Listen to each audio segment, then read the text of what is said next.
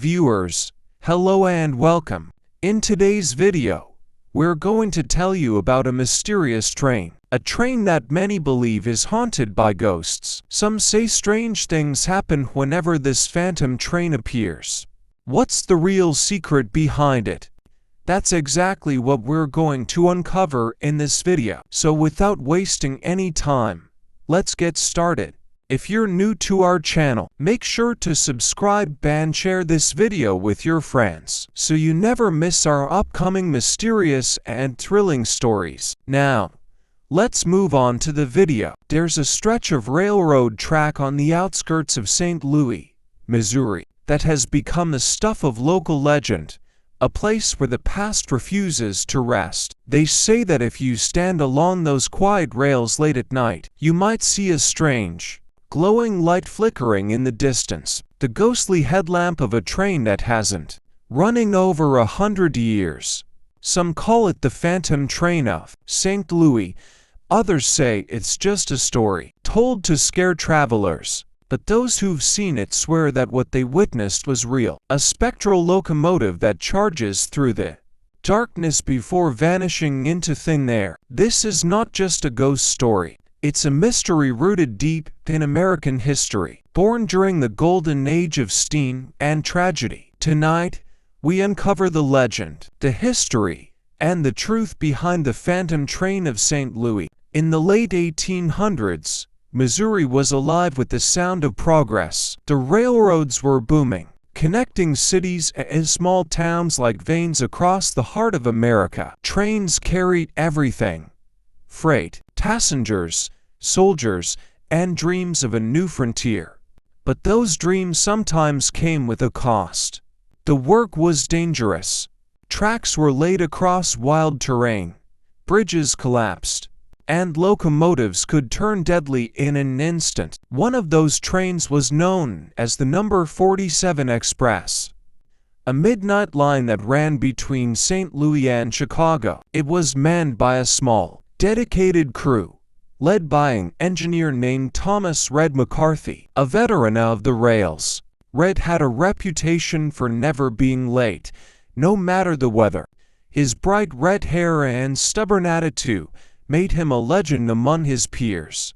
But one stormy night in 1883, Red and his crew would make their final run. The weather had turned violent, wind howling, lightning flashing across the plains, and rain slashing down in sheets. The number 47 was running behind schedule, and Red was determined to make up for lost time. Witnesses at a nearby depot remembered hearing the whistle echo through the storm, long and mournful, as if warning of what was to come. Around 2:30 in the morning, as the train approached a narrow bridge outside of St. Louis, something went terribly wrong. Some say lightning struck the rails. Others claim the bridge supports had weakened from weeks of rain. Whatever the cause, the bridge gave way.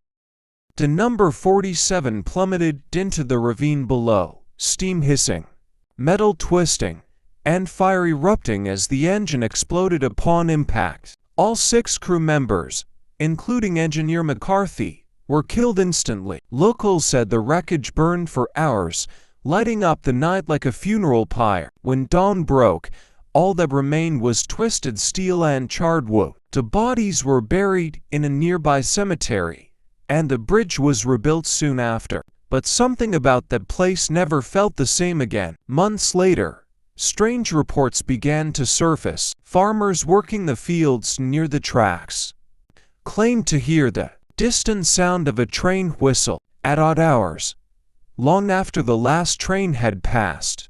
Others swore they saw a light, a single glowing orb, moving swiftly down the line, only to disappear before their eyes. At first, people laughed it off. Just swamp gas, they said, or lantern light from a night worker. But the sightings grew more frequent. Entire families reported seeing the light. Some even claimed to feel the ground tremble, as if an invisible train had just thundered by. Word spread fast, and soon, people from nearby towns began traveling to St. Louis just to see the phenomenon for themselves. Newspapers picked up the story, calling it the Phantom Train of St. Louis. Skeptics called it superstition. But then came the night that changed everything. In 1902, a group of railway workers decided to investigate. Armed with lanterns and notebooks, they camped out near the bridge ruins, where the crash had happened nearly 20 years earlier. Around midnight, one of them, a man named Joseph Wells, reported hearing the faint sound of a train in the distance, but the line had been shut down hours before. As the men turned toward the sound, a blinding white light appeared far down the track. It grew larger and brighter, racing toward them at incredible speed. The workers braced for impact, but there was no sound of wheels, no smoke, no vibration, just light. Then, within seconds, it was gone. The air smelled faintly of smoke and iron.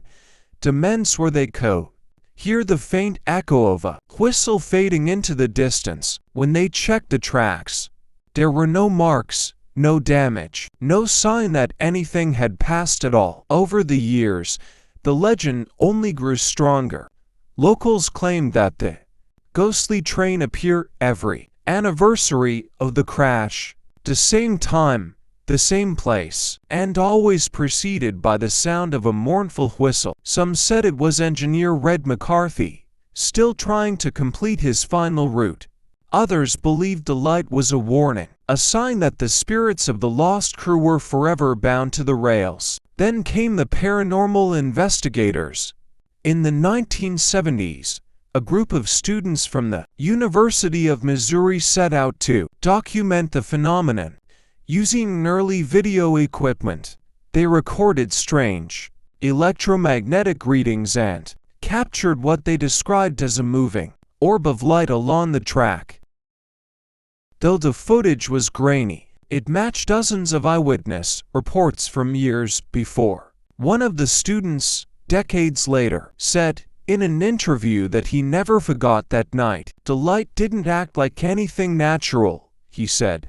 It wasn't a car, or a lantern, or lightning. It moved like it had purpose, like it was following the track. Skeptics, of course, have offered explanations. Some believe the so-called phantom train is a result of earthquake lights, a rare geological phenomenon where stress in the Earth's crust produces bursts of electrical energy that appear as glowing orbs.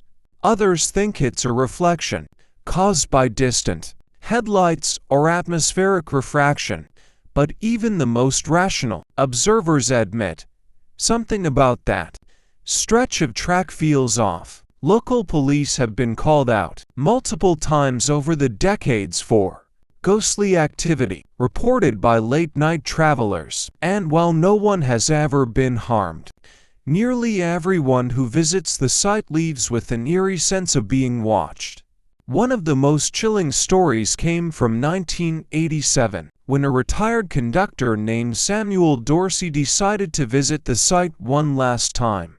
Dorsey had worked on the same line years earlier and had heard the stories all his life. He wanted to see it with his own eyes. Armed with a flashlight and his old pocket watch, Dorsey walked along the abandoned tracks at midnight. He later told his daughter what he saw that night: a glowing light far down the rail line that began to move toward him. As it got closer, he swore he could hear the screech of metal and the rhythmic chugging of a steam engine. Then, just a few feet away, he heard the echo of a man's voice, faint but clear, shouting, "All aboard!" Moments later, the light vanished, the sound stopped. His watch had stopped ticking too, frozen at exactly 2:37 a.m., the same time the original crash had occurred over a century earlier. Dorsey passed away a few years later, but his story became one of the most well-known first-hand accounts of the phantom train. Even today, locals in St. Louis talk about the haunting with both fear and fascination. Some bring cameras or EMF detectors, hoping to capture evidence. Others come just to listen, standing silently in the dark, waiting for the whisper of steel and the ghostly glow of the headlamp that refuses to die. Tour guides have even added the legend to local ghost walks, calling it one of Missouri's most enduring mysteries.